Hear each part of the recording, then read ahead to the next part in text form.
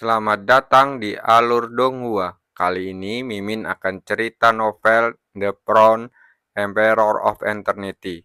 Sebelum mendengarkan jangan lupa subscribe, like, komen, dan share ya biar Mimin tambah semangat. Selamat mendengarkan. Melanjutkan episode sebelumnya, tepat ketika Chu Guangzheng merasa sedikit gelisah, Liu Fei melirik Luo Qianru dan akhirnya berjalan mendekat.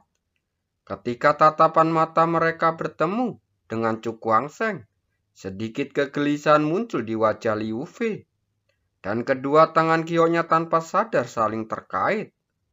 Apakah kamu sudah memutuskan? Melihat ekspresi di wajah Liu Fei, Chu Guangzheng mengepalkan tangannya, lalu bertanya dengan suara rendah. Mendengar ini, Liu Fei menggigit bibir tipisnya pelan, lalu mengangguk. Iya, aku ingin berlatih dengan senior Luo sebentar. Mendengar ini, Chu Guangzheng tiba-tiba terdiam dan tidak berbicara untuk waktu yang lama. Guangzheng, apakah kamu tidak setuju? Liu Fei menatapnya dengan gugup saat bertanya dengan suara rendah. Chu Guangzheng menggelengkan kepalanya, lalu tiba-tiba senyum muncul di wajahnya. Jika kamu benar-benar sudah memutuskan, aku tentu akan menghormati pilihanmu. Suasana hati Liu Fei yang gugup sedikit lega. Dia mengerutkan bibir merahnya, lalu berkata lembut, "Jangan khawatir, aku akan datang kepadamu setelah beberapa saat. Aku akan menunggumu." Chu Guangzheng mengangguk sambil tersenyum. Lalu senyum di wajahnya langsung memudar saat dia menatap Luo Qianru. Senior, bisakah aku mempercayaimu? Meski pertanyaan ini kedengarannya agak konyol, itulah kekhawatiran terdalamnya. Bagaimanapun, dia sudah menganggap Liu Fei sebagai orang terpenting baginya. Luo Qianru yang awalnya ingin bercanda langsung berubah serius setelah mendengar emosi dalam kata-katanya. Jangan khawatir, karena aku telah menerima VR sebagai muridku. Aku akan berusaha sebaik mungkin untuk memastikan keselamatannya. Dia tahu bahwa apa yang ingin didengar itu dari Chu Guangzheng. Bukan dirinya yang sebagai guru yang harus mengajarinya semua yang dia ketahui, tetapi masalah keselamatan Liu Fei. Chu Guangzheng mengangguk. Dia menarik nafas dalam-dalam, menekan kekhawatirannya di hatinya. Kalau begitu, aku akan menyerahkan wanitaku padamu, senior. Jangan khawatir, anak kecil. Aku di sini, kata anak gembala itu sambil tersenyum. Mendengar ini, Luo Qianru langsung melengkungkan bibirnya, tetapi tidak banyak berbicara. Terima kasih, senior, kata Chu Guangzheng kepada penjaga makam. Jika kita berbicara tentang orang yang paling dia percayai saat ini di sini, selain VR dan Daoshi dan yang lainnya, adalah penjaga makam ini. Jadi dengan jaminan yang terakhir, dia merasa jauh lebih tenang. Hati-hati, Chu Guangzheng menatap Liu Fei. Saya akan melakukannya, Liu Fei berkata sambil tersenyum. Setelah mengatakan ini, dia tiba-tiba mengalihkan pandangannya ke Luo Qianru di sampingnya lalu berkata, Senior Luo, bisakah kamu menyetujui salah satu permintaanku? Katakan, kata Liu Qianru. Liu Fei mengerutkan bibirnya. Aku ingin pergi dari sini terlebih dahulu dan kembali setelah Chu Guangzheng menyelesaikan urusan di pemakaman dewa dan iblis. Luo Qianru langsung tertegun dan setelah merenung sejenak, dia mengangguk lalu berkata, "Oke, terima kasih senior." Liu Fei tersenyum lalu berjalan ke arah Chu Guangzheng. "Kapan kamu akan meninggalkan tempat ini?" "Besok." Chu Guangzheng menepuk tangannya. Dia berencana untuk menguasai kendalinya atas 10 segel iblis surgawi terlebih dahulu, sebelum meninggalkan ruang makam ini untuk memperjuangkan hal terpenting dalam perjalanan ini. Baiklah, aku akan berangkat bersamamu besok, Liu Fei berkata dengan ekspresi gembira di wajahnya. Chu Kuang-seng hanya tersenyum tipis. Kedua telapak tangannya mengepal pelan. Matanya bersinar dengan cemerlang. Setelah ratusan tahun, dia akhirnya bisa melihat seni bela diri itu lagi. Benda ini hanya boleh menjadi milikku. Tiba-tiba dia mengepalkan tangannya dan berkata dalam hati. Keesok harinya, ruang angkasa berfluktuasi. Dan sinar cahaya melesat keluar darinya dengan cepat terproyeksi ke arah langit yang jauh. Apakah kamu berencana untuk pergi seperti ini? Ratu Feng bertanya dari puncak gunung yang jaraknya belasan mil. Mendengar ini, Chu Kuang-seng menoleh untuk melihat daratan yang menghilang di cakrawala. Itu bagus. Ini juga merupakan kesempatan yang baik bagi VR untuk tinggal di sana untuk berlatih. Apakah Nona Liu tidak akan mengikuti kita? Ratu Ponik berkata sambil mengerutkan kening. Chu Kuang-seng menggelengkan kepalanya. Saya minta senior penjaga makam untuk menyegel makam spiritual ini untuk sementara. Tidak seorang pun dapat keluar dari sana dalam waktu singkat. Agak tidak adil bagi Nona Liu untuk melakukan hal ini, kata Ratu Feng. Chu Kuang-seng mengangkat bahunya. Aku tahu ini agak egois bagiku. Tetapi karena beberapa alasan, aku tidak punya pilihan selain melakukan ini. Mendengar ini, Ratu Feng menghela nafas ringan dan tidak mengatakan apa-apa lagi. Chu Kuang-seng mengangkat kepalanya lalu melihat ke kejauhan. Di sana, ruang berfluktuasi dan tampak sebuah gunung yang begitu besar muncul. Gunung ini tingginya ribuan kaki, bagaikan pilar yang menyangga langit. Berdiri tampak megah dan mengagumkan. Namun jika diperhatikan lebih dekat, itu bukanlah sebuah gunung, melainkan sebuah makam yang sangat besar. Aura tragis terpancar keluar darinya, seakan menembus angkasa dan memenuhi hidung Chu Kuang-seng. Seni bela diri itu, Chu Kuang-seng mengepalkan tangannya. Dia samar-samar dapat merasakan betapa brutalnya pertempuran yang akan terjadi saat dia mencapai makam itu. Dan di saat itu, mungkin mereka benar-benar akan berhadapan dengan hidup dan mati. Yang menjadi alasan utama mengapa dia memilih meninggalkan VR di ruang makam itu. Ayo pergi.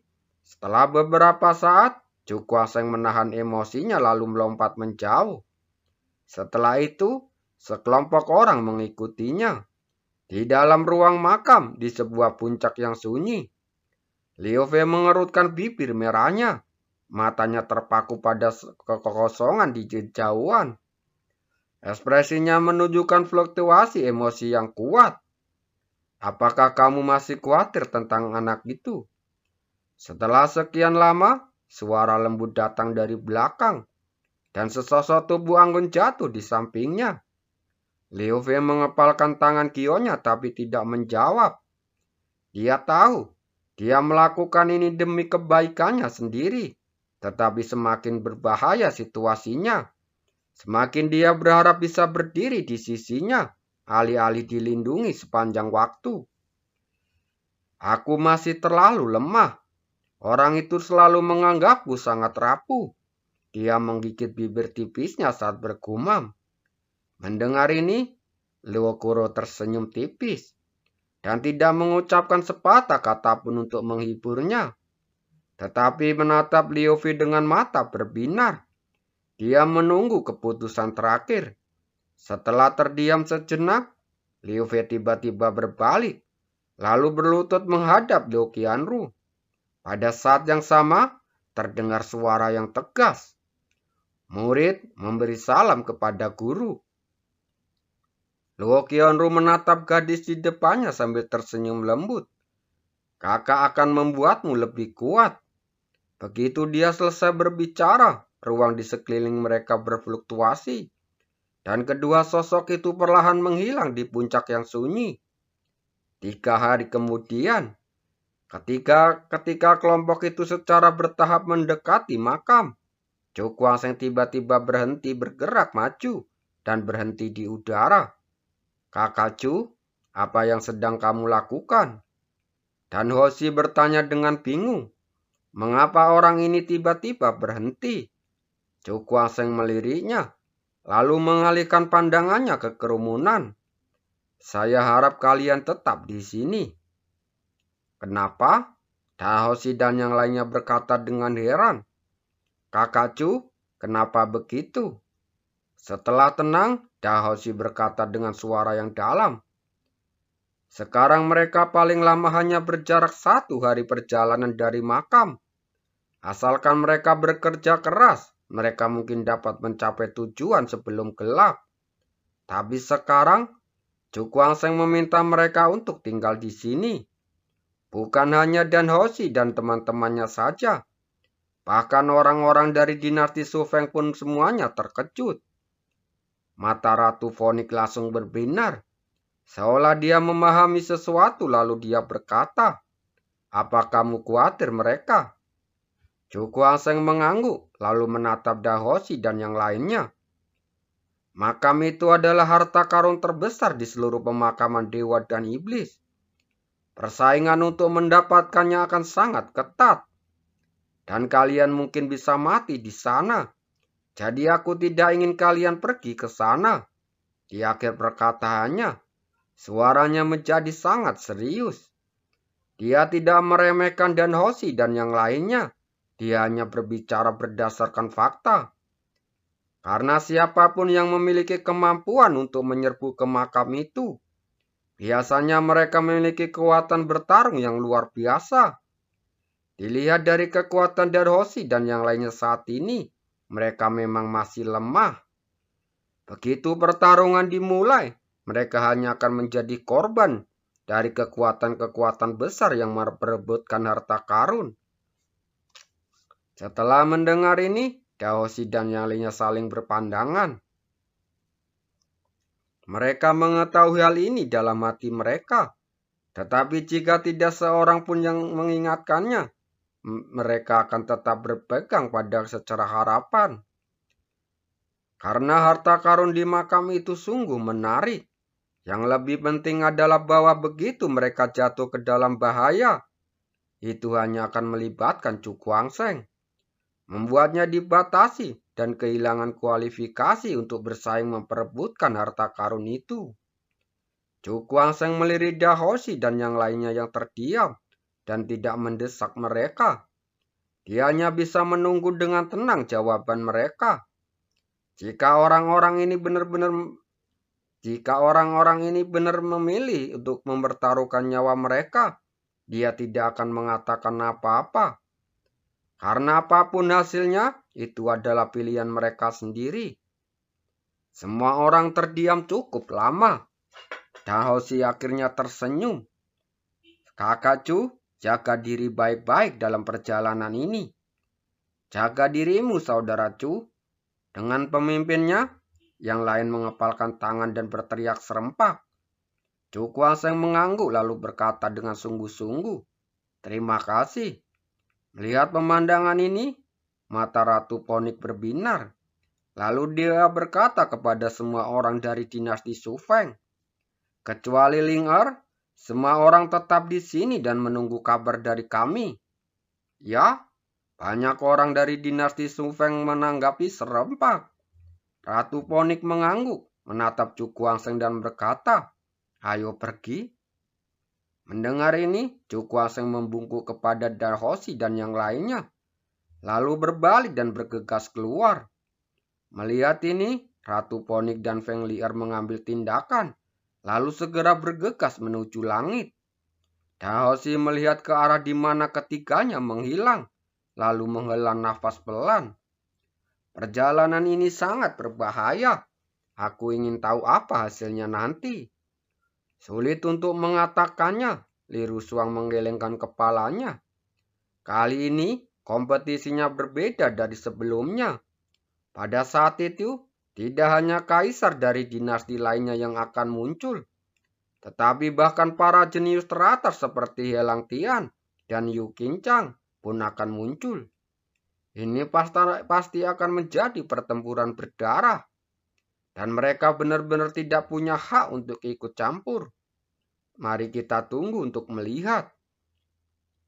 Dahoshi menggelengkan kepalanya dan tidak memikirkannya lagi. Satu hari kemudian, Chukwuanseng melambat dan berhenti di udara. Dia melihat ke depan. Tampaknya daratan luas di hadapannya. Di balik daratan itu, ada pepohonan buah yang tak terhitung jumlahnya. Wanginya yang harum memenuhi udara, membuat orang merasa khawatir dalam hati mereka tanpa sadar memudar. Benarkah ada hal semacam itu di Taman Buah Roh? Ratu Ponik berkata dengan takjub. Terima kasih.